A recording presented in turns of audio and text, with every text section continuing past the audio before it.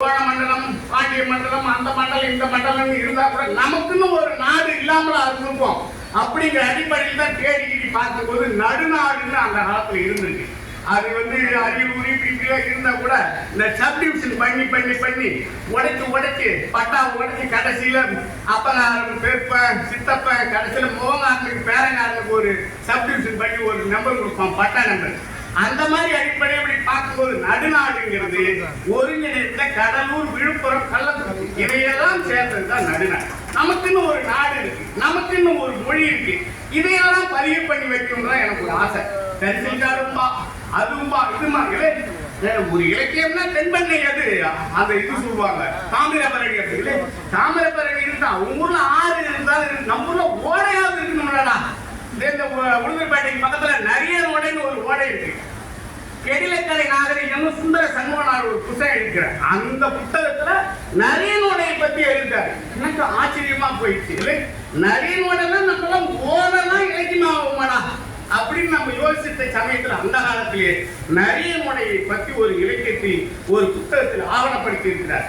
அது மாதிரிதான் நானே நம்ம வாழ்க்கையை நம்ம எழுதணும் அப்படிங்கிறதா ஒரு ஆசை. இதுக்காக நம்ம கண்மணி குணசேகரன் அண்ணாமலை தஞ்சை தமிழ் பல்கலைக்கழகத்தில் MA படித்தார். அவர் தமிழ் இலக்கியத்தில் பெரிதாக அதை செய்தார் இதை செய்தார் லிட்டரேச்சர் வாங்கினார். அப்படிலாம் ஒண்ணு இல்லை. நான் 10வது தான் படித்தேன். 10வது படிச்சுட்டு ITI இன்ஃபர்மேஷன் டெக்னாலஜி கிடையாது, ITI இண்டஸ்ட்ரியல் ட்ரைனிங் இன்ஸ்டிடியூட். நம்ம 10வது படிக்க வைக்கிறதே என் பெரிய படிப்பாங்க. அவங்க சொல்ல ஒண்ணு மாடு மேய்க்க கூடாத பள்ளிக்கூடம் அனுப்புறதே எனக்கு பெரிய சாதனை அப்படின்னா நம்ம சொல்றோம். என்ன அதை படிக்க வச்சிருக்கணும், இதை படிக்க வச்சிருக்கணும், நான் நல்லா படிச்சேன், நீ நல்லா படிச்ச ஒன்னு எப்ப என்கிட்ட நான் 7 மாட்டை விட்டுட்டு போனான், உங்ககிட்ட விடாம பள்ளிக்கூடத்துக்கு அனுப்பி வச்ச மாட்டான். அதுதான் நான் பெருசுமாங்க. நான் ஒரு 10வது படிச்சுட்டு உளுந்தூர்பேட்டை ஐடி அந்த ஐடிஐக்கு மோட்டார் மெக்கானிக் படிக்கிறதுக்கு இப்ப மாதிரி சைக்கிள்ல வருவேன். இப்படியே அந்த சைக்கிள் அப்படி இப்படி மிதிச்சுட்டு வரும்போது எழுத்தாப்புல ஒரு எடுமோடு பக்கத்துல ஒரு நொச்சி செடி அப்படியே பொட்ட மண்ணுன்னா செம்மண் அப்படியே ரத்தத்தை கழுவி ஊத்துற மாதிரி அந்த போட்டு மண்ணை அடிச்சு அந்த படியில அப்படியே ரத்தம் ஒழிவிட்டே இருக்கு. சும்மா தாங்க போயிட்டு இருந்தேன் நானு. ஒரு மனசுக்குள்ள நானா யோசிச்சுட்டு போய் எதையாவது என்ன காரணம்னா இந்த நொச்சி செடி இருக்க பாருங்க, அது ஒரு மிகச்சிறந்த மூலிகை. இந்த கண்ணாவரி பாருங்க மெட்ராஸ் அதுக்கு இப்படி ஒரு கசக்கி அப்படி கண்ணுல அப்படி ஒரு 2 சொட்டு விட்டா சரியா போகும். அதுக்காக நான் சொன்னேன், நீங்க இங்க கசக்கி விட்டுறாதீங்க. ஏன்னா எல்லாம் அந்த காலத்துல சொன்னாங்க செஞ்சாங்க. அப்பெல்லாம் உடம்பும் மூலிகைக்கு உடன்பட்டு இருந்தது. நம்ம இன்னைக்கு பூரா கெமிக்கலா உடம்பு ஆகி போச்சு. இதுல போய் சக்கையை விட்டு சாரை விட்டு சிக்கலாயிடக்கூடாது. ஒரு புலோல சொல்லிட்டு போறோம்னா ஊன்னு கேட்டு போகணும், அவ்வளவுதான். அப்படி அந்த நொச்சி செடி எப்படி அப்படி முக்கியமான மூலிகை பொட்ட மண்ணில கிடக்குதா அப்படின்னு நினைச்சிட்டு நேரா ஐடிக்கு போயிட்டு இதை ஒரு கருவி மாதிரி ஏதோ எழுதுன்னு தோல்விச்சு. நொச்சி செடியே கண் நோயால் நொந்து மனம் வாழ்பவருக்கு உன் சாத்தினால் சாடி விட்டாய் கண் நோய்தனையே உன் மர்மங்கள் அறியாமல் மண் பூசி நிற்பதன் மாயம் என்ன அப்படின்னு எழுதி மடக்கி கொடுத்து அவர்கிட்ட கொடுத்த ஒரு பையன்கிட்ட படிச்சு பார்த்தாங்க பாருங்க. இவன் அவன்கிட்ட காட்டுறான், அவன் அவன்கிட்ட காட்டுறான். எல்லாரும் கும்பலாக தூக்கிட்டாங்க. எப்படி பாவலர் வைரத்துங்கிறான், அப்புறம் கம்பருங்கிறான், அவருங்கிறான், கவி பேரரசுங்கிறான். என்ன பிரச்சனைன்னா இவங்க என்ன காதல் வயப்பட்ட பசங்களா இருக்கிறாங்க. இவங்களுக்கு காதல் கவிதை எழுதுறதுக்கு ஒரு ஆள் தேவைப்பட்டிருக்காங்க. நான் போய் கவிதை நீ காட்டினோன்னு இல்லை வசமா ஒரு ஆள் சிக்கிட்டாண்டான்னு தனித்தனியாயிட்டு போய் டீ வாங்கி கொடுக்குறான், தனித்தனியாயிட்டு போய் அதை வாங்கி கொடுக்குறாங்க. அப்பெல்லாம் இந்த பேனா ரெனால்ஸ் வெள்ளை பேனா வரைக்கும் நீல மூடியா இருக்கும், எழுத்து அழகா இருக்கும். நான் அதை கூட வாங்க முடியாது என்னால, அதெல்லாம் கொடுப்பாங்க. எழுத வச்சுக்கல இதால எழுதலாம் கவிதை வருது இப்படி கொடுத்து அவன் சுச்சுவேஷன் சொல்லுவோம். நம்மளால் மடங்கவே மாட்டேங்குது எழுதிட்டு. அதனால சுச்சுவேஷன் தான். அண்ணி உனக்கு எழுதிய கடிதத்தில் எழுத்துக்கள் இல்லை என்று எரிந்து விடாதே. உன்னை காணாமல் தவித்த என் கண்கள் விட்ட கண்ணீர் புலிகளே எழுத்துக்களை அழித்து விட்டன. இப்படி சொல்றேன். உடனே நம்பால எதை சொல்லியும் அடங்க மாட்டேங்குது, ஒண்ணு எழுதி கொடு அப்படின்பாங்க. கோதையே, உனக்கு இறைவன் கொடி இடையை கொடையாக கொடுத்திருக்கும் போது எனக்கு பிடி கொடுக்க தயங்குகிறாயே, ஏன்? பிடி கொடுத்தால் மடி கலந்து விடும் என்கிற பயமா? எழுதி கொடு. இப்படி போயிட்டு இருக்க. அப்புறம் தான் உடனே சமூக கவிதைகள் என்னடா இருக்கிறது? ஒரு சமூக கவிதை ஒண்ணு, அரசியல் கவிதை. அரசியல்வாதிகளின் மேடைகளில் சோடா பாட்டில்கள் தாகத்திற்காகவும் தற்காப்பிற்காகவும் எழுதி கொடு. செவ்வாய் கிரகத்தில் மனிதன் வாழ முடியுமா என்று ஆராய்ச்சி செய்யும் விஞ்ஞானிகளே, செவ்வாய் தோஷத்தில் சிக்கி தவிக்கும் எங்களை வாழ வைக்க முதலில் முயற்சி செய்யுங்கள். இப்படி எழுதி இருக்கும்போதுதான் பேராசிரியர் தா. பழமலை விழுப்புரத்தில் இருக்கிறார். அவரு இந்த நிகழ்ச்சிக்கு அவர் ஒரு புத்தகம் சனகளின் கதையை எழுதியிருந்தார். அவரு அந்த ஒரு நிகழ்ச்சியில அந்த புத்தகம் எழுதுறது அவர் இருந்தார். அப்பெல்லாம் நம்ம ஊர் எழுத்தாளர் ஜெயகாந்தன் இவருன்னா அவர்லாம் ஏதாவது குதிரையில் வருவார், டக்கு டக்கு டக்குன்னு வருவாரு, அப்படி இந்த உதவியாளர் இருப்பாங்க, அப்படி இப்படின்னு இருப்பது. இவர் சும்மா ஒரு தாடியை வச்சுக்கிட்டு நின்னார். இவர் எழுதின புத்தகம் தான் ஒண்ணு இல்லை, புத்தகத்தை எழுதினாலும் பக்கத்துல இருக்கிறாரான்னு சொல்லிட்டு வணக்கம் அப்படின்னு சொல்லிட்டு அந்த சனங்களின் கதை எடுத்து படித்தேன். முழுசும் நம்ம என்ன வாழ்ந்துட்டு இருக்கோமோ, இது வரைக்கும் இலக்கியத்துல ராசா வருவார், கதையில வருவார், ஊர்ல பெரியவரா இருக்கிறவங்க வருவாங்க, சாதாரண முந்தி ஓட்ட போயிட்டு இருக்குவாங்க, ரெண்டு பேருக்கு லோன் வாங்கிட்டு கிடக்கிறோம், கோமனை கட்டிட்டு கிடக்கிறவங்க கதையில நிறைய எழுதுவான். அந்த மாதிரி சூழலை இவரு தன்னுடைய வாழ்க்கையை எழுதிட்டார். இல்லை எழுத்துனா இந்த மாதிரி எழுதுங்களா அப்படின்னு சொல்லிட்டு அவரை மாதிரி கவிதை எழுத ஆரம்பித்தார். பிற்காலத்துல சொல்லுவார் பிரபஞ்சன், ஒரு இலக்கிய உலகத்தில் நுழையும் போது யார் முகத்துல நீ முழிக்கிறியோ அதுவாகவே உனது எழுத்து மாறிவிடும் அப்படின்றார். நான் பேராசிரியர் தா. பழமலை அவர்களுடைய முகத்தில் முழித்தேன். என்னுடைய எழுத்துகள் அன்னையிலிருந்து கிராமம் சார்ந்ததாக. பழமலை கவிதை பார்த்தீங்கன்னா ரொம்ப சர்வசாதாரணமா இருக்கும். ஏதோ எழுதி போற மாதிரி தெரியும். இரண்டா வேலை இருந்த மாதிரி ஒரு கவிதை எழுதிப்பார். விழுப்புரத்தில் இருந்து விருத்தாசலம், விருத்தாசலத்தில் இருந்து திட்டக்குடி, திட்டக்குடியிலிருந்து குழுமூர், ஊர் போய் சேர்வதற்குள் இருட்டி விட்டது. விளக்கை கொளுத்தி வந்து பார்க்கிறார்கள், எல்லாம் இருள் கவிந்த முகங்கள். இப்பதான் வந்தியா பழமலை விசாரிக்கிறார்கள். காலையில் ஏரியில் குளிக்க போனேன். காக்கை ஒன்று ஏரி தண்ணீரில் சிலும்பியது. எத்தனை முறை சிலும்பினாலும் காக்கைக்கு கருப்பு போய்விட போவதில்லை. நானும் குழுமுறை மறந்துவிட முடியாது அப்படி நீ என்னாச்சு? நான் ஒரு பேராசிரியரா இருக்காரு, அவங்க வீட்டுக்காரங்க ஆசிரியரா இருக்காங்க, ஒருத்தர் டாக்டரா இருந்தாரு, ஒருத்தர் நீதிபதியா இருக்கிறார், பொண்ணு காவலர்கள் பொறியாளரா இருக்கு. இவ்வளவு இருந்தா அவருக்கு அந்த குழுமூர் போய் அதுதான் எனக்கு உசுறு அப்படின்னு சொல்லுவார். அந்த மாதிரி மண்ணை நோக்கி மக்களை நோக்கி நம்ம எழுதணும் அப்படிங்கிற எண்ணம். எதுக்கு நான் சொல்ல வரேன்னா, இதுவரைக்கும் தமிழில் நான் 24 புத்தகங்கள் எழுதியிருக்கிறேன்.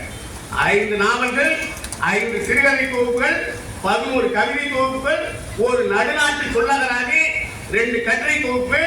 ஜப்பான் போயிருக்கேன், கம்போடியா போயிருக்கிறேன். என் புத்தகம் அஞ்சலிங்கிற நாவல் கேரளாவின் கள்ளிக்கோட்டை பல்கலைக்கழகத்தில் பாடநூலாக வைக்கப்பட்டிருந்தது. இப்ப நெடுஞ்சாலை நாவல் திருவள்ளூர் பல்கலைக்கழகத்தில் பாடநூலாக வைக்கப்பட்டிருக்கிறது. இந்த புத்தக திருவிழாவை ஏன் நடத்துறாங்கன்னா, நம்ம வரலாறை நம்ம எழுதணும். இது எழுதுறதுக்கு ஒண்ணு உயர கொம்பு மறைச்சு கண்மணி கூட சேர்த்து ஞானம் முடியும். கொம்புலாம் மறைச்சு கிடக்கலாம். அவனும் டெப்போல பசு கழுவி கிடக்கலாம், பசையில கிசையில தடவி கிடக்கலாம். ஆனா அவனுடைய எழுத்தும் பாடநூலாக இருக்கிறது. கம்பரை எழுதுன மாதிரி, திருவள்ளுவரை எழுதுன மாதிரி கண்மணி கூட சேரனே எழுதும் வரலாற்றுல. அதை நோக்கி நீங்க பயணிக்கணும். அதுக்காக தான் இது இதெல்லாம் இப்படி எதுக்கு என்னுடைய வாழ்க்கை சூழலாம் சொல்லணும்னா, எழுத்துலாம் ஒண்ணும் இல்லடா. சாதாரண கண்மணி குடிசையரன் பார்க்கும்போது ஒரு நொச்சி செய்தியை பார்த்து கூட எழுதுறாண்டா அப்படிங்கிறதா. இல்ல காக்கா இருக்க காக்கா ஒரு விஷயத்தை நேரா பார்க்கும். ஏதாவது வடக்கடா அப்பளம் கண்ணுன்னா இப்படி சாட்சி பார்க்கும். படைப்பாளிங்கிறவங்க அப்படிதான். அவனுக்கு என்ன ஒண்ணு ஞான திருச்சி மூக்கு மேல இதை வச்சு பார்த்துட்டு இப்படி எல்லாம் எழுத மாட்டான். அவன் கண்ணுக்கு முன்னாடி இருக்கிறது எழுதிட்டு போவான். அதனால மனிதன் ஒரு சாதாரண ஆள் தான். ஒரு சமூகத்தை சற்றே சாட்சி பார்க்கலாம், ஒரு ஊனாடி பார்க்கலாம், அவ்வளவுதான். இது அவசியம் நாம் செய்ய வேண்டும். இதெல்லாம் 2 சொல்லி நானா போல செய்யாங்க. எனக்கு தமிழ் வராதுங்க, நான் தமிழே படிக்க மாட்டேங்க, அதுங்க இதுங்க தப்பு தப்பா வருங்க. எங்க வசவகுமார் அண்ணன் சொல்வாரு, கண்மணி நீ எந்தெந்த இடத்துலலாம் புள்ளி வச்சு எழுத்து போட்டிருக்கோ அதெல்லாம் நான் எடுக்க வேண்டியதா இருக்கு. நீ எந்தெந்த இடத்துலலாம் புள்ளி வச்சு எழுத்து போடாம விட்டுருக்கோ அதெல்லாம் நான் வைக்க வேண்டியதா இருக்கு அப்படிம்பாரு. 2 சுழி நானாவில் இல்லைன்னா 3 சுழி நானாவில் போய் பார்த்துட்டு போறான், போய் கம்ப்ளைண்ட் கொடுத்துட போறான். முதல்ல எழுதும், அதுதான் ஒரு உற்சாகம். அப்புறம் நான் அடிக்கடி திரும்ப திரும்ப சொல்றது, நம் வரலாற்றை நாம் எழுத வேண்டும். வேற எவனாச்சும் வந்து எழுதுனான்னா தப்பா எழுதிடுவோம். இந்த மண்ணில் இருக்கிற ஒவ்வொரு புழு, பூச்சி, செடி, செட்டு எல்லாத்துக்கும் ஒரு வரலாறு இருக்கு, ஒரு தீரி இருக்கு. அதை அது எழுதும். இந்த உப்பு வச்சாங்குருவின்னு ஒண்ணு இருக்கும், இந்த கம்பளை கிடக்கும். அது தூங்கும்போது பார்த்தீங்கன்னா இப்படி காலை இப்படி தூக்கி வச்சுட்டு தான் தூங்கும். அதுக்கு என்ன, நான் மானம் இடிச்சு மேல விழுந்துருவோம், டக்குன்னு பிடிச்சிக்கிறது. அதுக்கு ஒரு கதை இருக்கு. இந்த சூதாட்டி குருவின்னு ஒண்ணு இருக்கு, கொச்சாட்டி குருவி. எந்த இடத்துல உட்கார்ந்தாலும் இந்த வாழை டொக்கு டொக்கு டொக்குன்னு ஆட்டம். இது நமக்கு தாங்குமான்னு ஒரு செக் பண்ணி ஒவ்வொன்றுக்கும் பின்னாடி கதைகள் இருக்கு. அதையெல்லாம் நம்ம பதிவு பண்ணணும். அதற்கு நாம் எழுத வேண்டும்.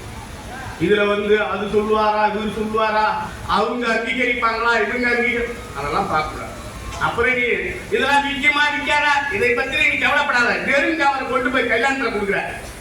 அதே இன்னும் சரியில்லாத கவர் உள்ள இருக்கிறது எடுத்துட்டு போறான். அதெல்லாம் ஒரு புத்தகத்தை எழுது, ஒரு சீலை போட்டு நாளா எழுத்தாளர் நம்மளே வச்சுக்கிறதானே, எழுத்தாளர் கண்மணி போய் சேர ஒரு சீலை போட்டு புத்தகத்தை கொடு எடுத்து போவான். அப்புறம் அது ஏதாவது ஒரு சூழல அந்த புத்தகத்தை படிக்கும் போது அவனை அறியாமலே ஒரு ஈர்ப்பு, ஒரு வாசிப்பு. நம்ம கல்யாணி ஒரு கவிதை எழுதியிருப்பார், கூண்டு கிளிகள் காதலால் பிறந்த குஞ்சுகள் ஏன், எதற்கு, எப்படி வந்தன சிறங்குகள் அப்படின்னு எழுதியிருப்பார். கிளி இதே கூண்டுக்குள்ள கிடக்குற அந்த கிளி, அதுக்கு காதல் தேவையா, அதுக்கு குஞ்சு தேவையா, குஞ்சு முட்டை போச்சு குஞ்சு வந்த பிறகு ரெக்க தேவையா, அதே கூண்டுக்குள்ள கிடக்கு போகுது அப்படின்னு சொல்லுவார். ஒரு கவிதை நீங்க யோசிச்சு பாருங்க எப்படி இருக்க பாருங்க. கூண்டு கிளிகள் காதலால் பிறந்த குஞ்சுகள் ஏன், எதற்கு, எப்படி வந்தன சிறகுகள். கவிஞர் கரிகாலன் ஒரு கவிதை எழுதியிருப்பார், நிலை மாறாத நூக்குதலால் காட்சி தலைகீழாகிறது, வவாலுக்கு நாமும் நமக்கு வவாலம். நம்ம நினைச்சிட்டு இல்லை, இந்த வவா என்ன வர வாங்கிட்டு வந்துடா தலைகீழே தொங்கிட்டு இருக்கிறாங்க நம்ம நினைப்போம். அது என்ன நினைக்கிறீங்களே, இவனை என்னன்னு தெரியல, எவனை பார்த்தாலும் தலைகீழ நடந்துட்டு இருக்காங்கடா அப்படின்னு அதை நம்மள சொல்லிட்டு இருக்கு. நிலை மாறாத நோக்கு, சமூகம் சரியில்லை ஒண்ணு நீ சமூகம் நீ திரும்பிக்க, இல்லைன்னா அவன் திரும்பணும். இப்படி சின்ன சின்ன வரிகளில் ஒரு படிக்கும் போது ஒரு மனசு அப்படியே ஒரு விதமா அதை படித்து உணர்வதற்கு எல்லா நேரத்தையும் வாய்க்காது, ஏதோ ஒரு சந்தர்ப்பத்துல அது வாய்க்கும். அந்த சந்தர்ப்பத்திற்கு உங்க கையில புத்தகம் அது அவசியம். அதனால நீங்க புத்தகம் என்பதை வாங்கி போட்டு போய் வீட்டுல வைங்க. நான் படிக்க மாட்டேன் கிடைக்க மாட்டேன் அதெல்லாம் சொன்னா, உங்களுக்கும் படிப்பதற்கும் வாய்ப்பு கிடைக்கும். உங்களுக்கு ஒரு நாள் செல்லு அறுத்து போகும். அப்புறம் நான் அடிக்கடி சொல்றது, இந்த ஊடு நீனே தோண்டி தொலைக்கி கவர்மெண்ட் ஒரு ஊடு கொடுத்துருப்பான். இந்த ஏன் இப்படி ஆட்டினா அங்காண்ட சவுத்துல போய் இடிக்கி இங்காண்ட வந்தா இங்காண்ட அப்படிப்பட்ட வீட்டுல நீங்க எப்படி உழக்குல கிழக்கு பாக்குறது எப்படிப்பா, அந்த மாதிரி இதுல வாஸ்து சிக்கல் பண்ணான்னு விட்டுருவான். கிழக்கால வாசப்படி வச்சிருக்கலாம், மேற்கால வாசப்படி வச்சிருக்கலாம். இடிச்சு தரவா இடிச்சுட்டு கட்டுவான். இடிக்க முடியாத என்ன செய்வான், முன்னாடி ஒரு கண்ணாடி வச்சிரு சரியா போடணும். இந்த பார்க்கும் போது அவன் முகத்துக்கு அப்படியே திரும்பி வந்ததுன்னா அது சரியா போடணும். அதனால அதற்கு பரிகாரமாக கண்ணாடி வைக்கிறாங்க. இதற்கு மேற்பட்டு நீங்க அந்த மாதிரி உங்க வீட்டுல வாஸ்து சிக்கல் இருக்குன்னா கண்ணாடி வைக்காதீங்க. அதுக்கு நேர்ல சின்னதா ஒரு புத்தக அலமாரி வச்சு, தமிழ் பதிப்பத்துல என் புத்தகம் 24 புத்தகங்கள் விலைக்கு இருக்கு. செய்கூலி சேராத போது ஒரு தொகைக்கு கொடுப்பாரு. அதெல்லாம் பெரிய பெரிய புத்தகம் நேரா வைக்காம லேசா சாட்சி ஒரு 10 புத்தகத்தை வச்சுங்க. உள்ள போகும்போது இந்த புத்தக அலமாரியை பார்த்தாலே அவன் கிட்ட இருக்கிற கண்ணாறு கிண்ணாறு உன் வீட்டுல இருக்கிற வாஸ்து சிக்கல் எல்லாம் சரியா போகும். நீங்க அவசியம் வீடு கட்டும் போது நான் உங்க குடும்பம் ஓன்னு இருக்குங்க, நான் சொல்றதை நீங்க செஞ்சு பாருங்க. செஞ்சுட்டு ஏன்டா இது நடக்கலன்னு என்கிட்ட வந்து கேளுங்க. நுழையும் போது அவன் பார்வை படும் போது நீங்க வேணா பாருங்க. 4 புத்தகத்தை வச்சு பார்த்துட்டு உம்மா பெரிய புத்தகமா இருக்காண்டா, இப்ப கொஞ்சம் விவரமா தான்டா இருக்கான் அப்படின்னு அவனுக்குள்ளே ஒரு யோசனை வரும். உங்ககிட்ட கெடுதல் செய்யணுங்கிற எண்ணமே அவனுக்கு வராது. வக்கீலுங்களா பாருங்க, வக்கீல்கள் வழக்கறிஞர்கள் தப்பா நினைக்கூடாது. அவர் பின்னாடி எவ்வளவு ப்ராப்பர்ட்டிஸ் வச்சிருக்காரு பாருங்க. அவர் பிரிச்சிருப்பாரா படிச்சிருப்பாரா அதெல்லாம் விடுங்க. எப்போ ரெக்கார்டா வச்சிருக்கிறாரு. புஷ்கரம் தான் ஒரு மனிதர். அண்ணா இளவா அண்ணா இருக்கிறாரு. நாங்க வசந்தகுமாரோட திருமணத்துக்கு வந்துட்டு பார்த்துட்டு அண்ணா சொன்னாரு, பையன் வேலைக்கு போயிட்டு அந்த காரு வாங்கினாங்க அப்படின்னு. என்ன அன்னைக்குதான் வாசிப்பை பத்தி தெரியும். அவங்க இன்டர்வியூல அவங்க தம்பிகிட்ட கேட்கும் போது உங்களுடைய பழக்கம் என்னன்னு ஹாபி என்னன்னு கேட்டவங்க எனக்கு புத்தகம் வாசிப்பு அப்படின்னு சொல்லியிருக்காரு. அண்மையில என்ன புத்தகம் படிச்சிருக்கேன்னு அவர் கேட்டிருக்காரு. அந்த கேள்வி கேட்டவரு நல்லா விவரமானவர் பண்றது. இவர் அந்த சமயத்துல ஏதோ ஒரு புத்தகம் அந்த பேரை சொன்ன உடனே அவருக்கு பெரிய மகிழ்ச்சி ஆகல. இந்த புத்தகத்தை அந்த தம்பி படிச்சிருக்காருன்னா அவரு வேற எதுவுமே கேட்கல. அவருக்கு உடனடியே அந்த பையனை வழங்கினாங்க. நீங்கள் ஒரு நல்ல நூலை வீட்டில் ஒரு வைத்திருக்கும் போது உங்கள் மனம் விசாலமாகும். அதனால உங்களுக்கு ஒரு சிறப்பு இருக்கு. அப்புறம் ஏழை நான் குட்டிட்டாம்பா தலைச்சனி உடல் செடி பாதச்சனி 2 6 3 1 7 வருஷம் 7 குச்சிட்டான் ஆண்டாம்பா. அந்த ஜாதகாரங்க போகும்போது அந்த 7 நாட்டம் கிழக கழுவிட இருப்பார். அந்த கிழக கழுவிட அப்போ உங்களுக்கு ஒரு விரைய செலவுல கொண்டு போய் விட்டுரும். ஏதோ அங்கே போய் சைக்கிள் விட்டுருவோம், மோட்டர் சைக்கிள் விட்டுருவோம், முட்டி அடி போட்டுரும், அது பட்டு இது பட்டு இந்த மாதிரி ஆப்ரேஷன் பண்ணி கிடப்பான் போவாங்கவான்னு சொல்லுவான். அப்ப என்ன சொல்லுவான் ஜாதகாரன், உனக்கு விரைய செலவு செஞ்சு ஆகும். அதனால இந்த சமயத்துல ஒரு வீட்டு வேலைகளே தொடங்கி ஒரு கொட்டாய கட்டு ஏதாவது ஒரு செலவு ஆகுமான செலவு பண்ணும்பா.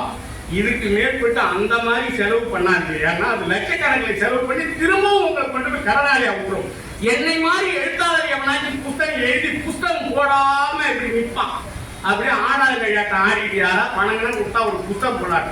அந்த மாதிரி வளர்நிலை எழுத்தாளரை பார்த்து கிளைய கையில சேர்ந்த நாட்டம் புரிஞ்சிட்டு கடைசி நிலையில் இருக்குங்க அவன்கிட்ட ஒரு 20,000 கொடுத்து ஒரு புத்தகம் போடுப்பான்னு நீங்க சொல்லி விட்டுருங்க. உங்க ஏழை நாட்டம் உங்களை பிடிச்சி எல்லாமே சரியா போடும். இதையெல்லாம் செஞ்சு பாருங்க, சரியா வரலாம் என்ன கேளுங்க. இப்படி ஒரு புத்தகம் வாழ்க்கைக்கு அவசியமாக இருக்கு. அப்புறம் நான் சொல்லுவேன், இதெல்லாம் நம்ம எழுதணுமா போடணுமா அப்படின்னா நான் அடிக்கடி சொல்றது ஒன்றே ஒன்று. எல்லா நிகழ்ச்சியும் சொல்லுவேன். அங்க நளினமதி இருக்கிறார் கவிஞர் எங்க பக்கத்தான். அவருதான் சுஜாதா ஒரு தடவை நிகழ்ச்சியில் சொல்லியிருந்தார், முடக்கொத்தான் மரத்தால் செய்த அப்படின்னு. முடக்கத்தான்னா என்ன? முடக்கத்தான் கொடி. அதை உளுந்துக்கு பதிலாக அதை அரைச்சி அரிசி கூட கம்பு கூட போட்டால் தோசை சுட்டு சாப்பிடலாம், எதாவது அடை கடை சுட்டு சாப்பிடலாம் போகலாம். இந்த மூட்டு வரிக்கெல்லாம் நல்லது. முடக்கு அத்தான் முடக்கத்தான். ஆனா அவர் எழுதி எப்படி எழுதுறாரு, முடக்கொத்தான் மரத்தால் செய்த அப்படின்னு ஒரு வரி வருது. அருள்மதி பார்த்தார்களே, நம்ம வேலையில கிடக்குது, அங்க கிடக்குது, இங்க கிடக்குது, படுத்துட்டு கிடக்கும். நம்ம ஆயா போய் அந்த தோசை சுட்டு கொடுக்கும், கோபம் வரும். இது முள்ளுல கொடியாதான படுத்துக்கிட்டு கிடக்குது. இத போய் இந்த ஆளு மரம்னு எழுதிக்கிறாரு அப்படின்னு இவருக்கு ரொம்ப மனசு கஷ்டமா போய் உடனே அதுக்கு பிறகு தஞ்சை தமிழ் பல்கலைக்கழகம் போய் அதற்கு அறிவியல் பெயர் அது இதெல்லாம் எடுத்து முடக்கத்தாங்கிறது கொடிதான தவிர மரம் இல்லை அப்படின்னு ஒரு அப்பவே ஒரு 1000-2000 செலவு பண்ணி ஒரு குண்டறிக்கை போட்டு வெளியிட்டார், முடக்கத்தான் கொடின்னு. உடனே அவர் சுஜாதா என்ன பண்ணாரு, ஐயா அவரு எந்த கொடியை கண்டாரு, செடியை கண்டாரு, அவரு வேற நிலையில் இருக்கிறார். ஏங்க ஊவே சாமிநாத ஐயர் இது மாதிரி முடக்கத்தான் மரத்தால் அப்படின்னு ஒரு வாசனை எழுதியிருக்காருங்க அப்படின்னு சொன்னார். ஊவே சாமிநாத ஐயரே சொன்னாலும் முடக்கத்தான் கொடிதான தவிர மரம் இல்லைங்க.